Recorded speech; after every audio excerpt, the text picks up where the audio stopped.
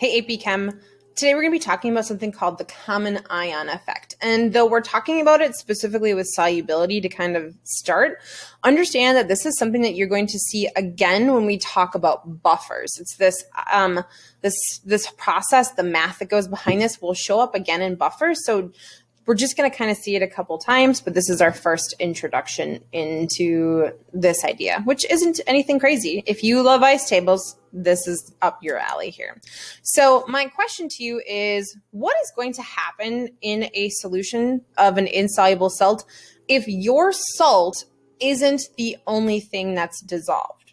So what I mean by that is sometimes when you have a solution where you've got to precipitate, you otherwise also sometimes have other things in there. It's not just that insoluble precipitate, nothing else floating around in there, and it magically turns into the little equilibrium mixture that we have. Sometimes we do things like we add acids to them, and acids can affect the solubility of certain things. Bases affect them, and we'll talk about those later on because they're definitely something we have to take into consideration, but we'll address that in acids and bases. The other thing that you could see, and we'll see this again in buffers, is that the solution contains an ion that the salt is made up of. And that can cause some issues with us. It changes how our solution behaves.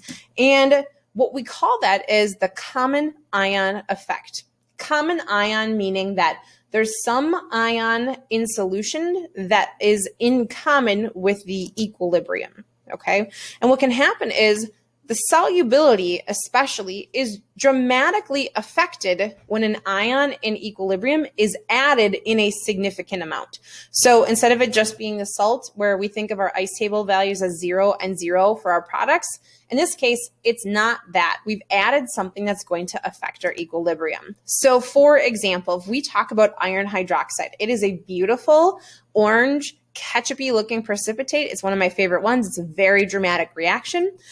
It's insoluble according to our solubility rules, so we can do a KSP problem with it, and our reaction where it breaks apart is FeOH3 turning into Fe3 plus and 3 OH minuses. Our equilibrium expression, as you should be champs at writing at this point, should be Fe plus 3 times OH minus to the third power. That value is really big, but if you think about it, there's also 4 ions. It's 2.6 times 10 to the negative 39th.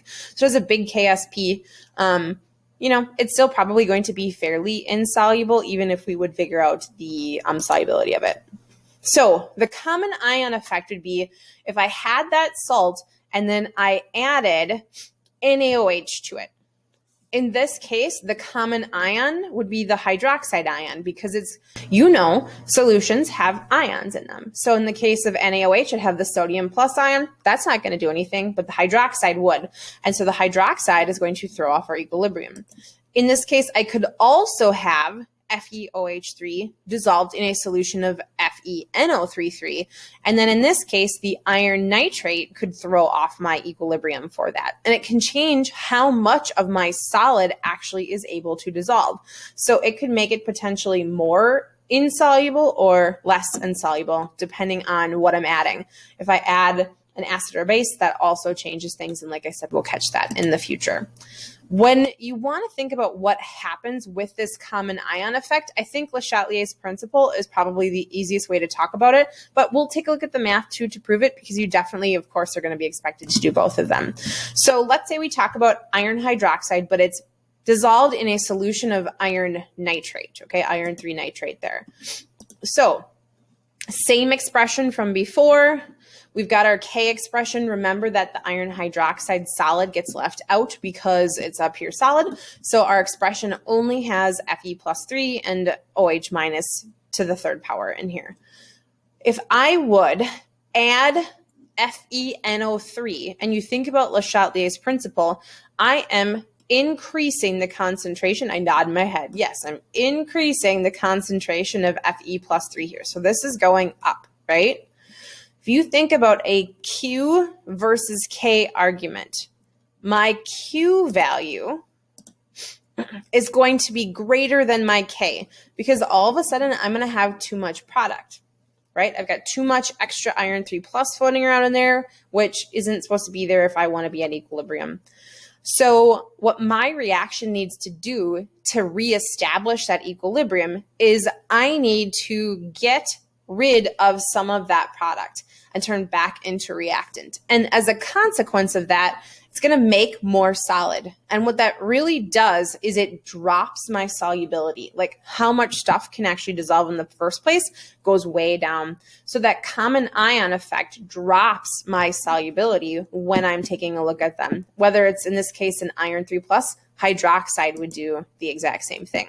Now you see these things on the AP exam. This is part of a little tiny 4-question exam, and I only took the first 2 parts because the rest are drawing solutions and you don't need to worry about that.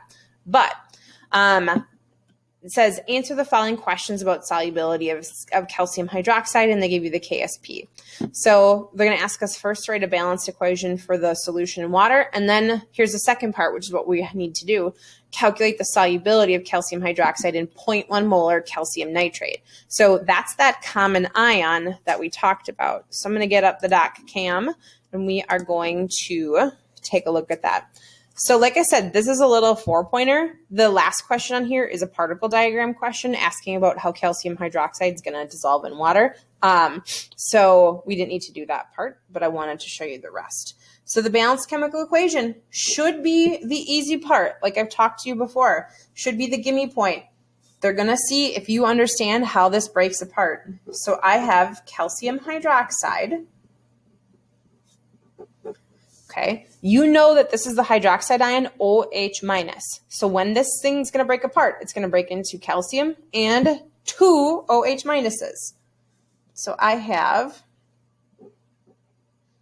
calcium plus 2 aqueous and then 2 OH minuses aqueous.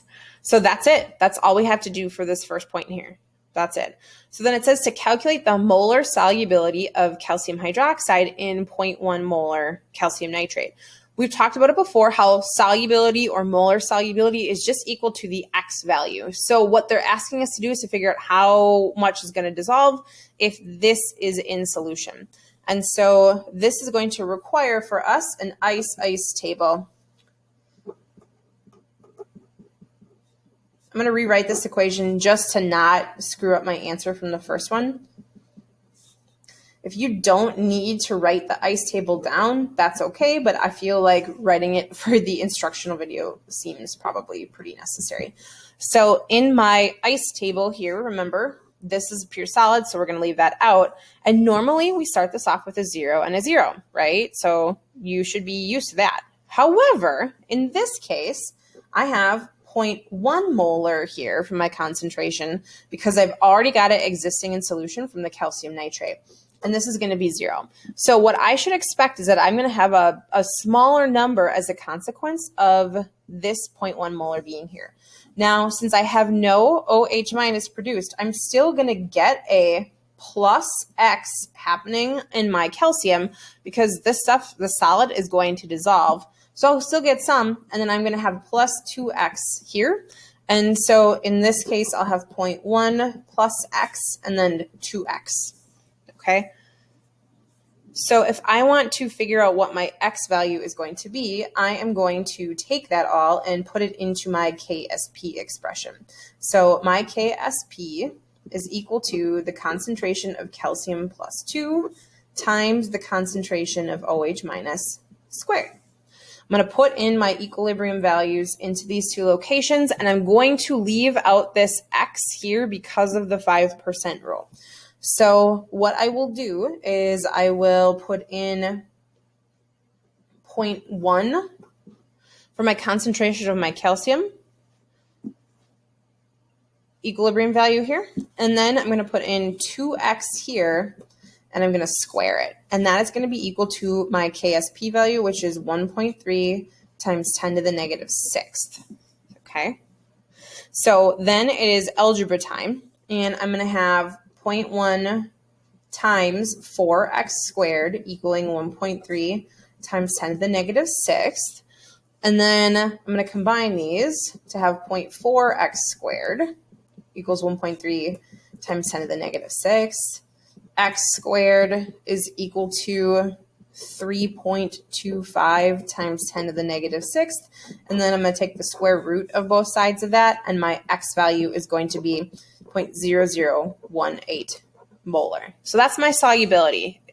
In terms of work that you would need to show, I think you could get away with this and this. These steps here I'm showing you just to show you what I did, but these are the two steps that I would be looking for if I were grading this exam.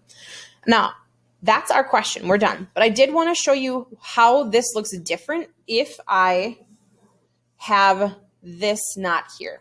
So if we think about our ICE table as being 0 and 0 instead of 0.1, and I have X and 2X, and then my equilibrium value is X and 2X.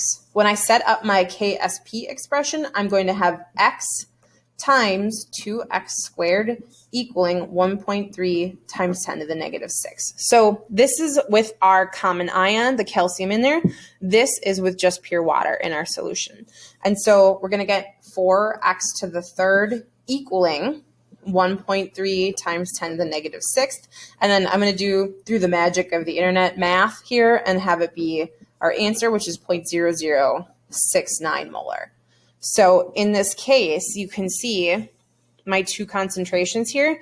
This is almost 0.007 molar, and this is like 0.002, not even. So in terms of concentrations, we're almost 4 times more concentrated here by having no ion than we are with having another ion. And it can get much more dramatic depending on the size of this K value that you have here. So common ion effect. You will see it again with buffers. And if you have any questions, please let me know. Otherwise, good luck.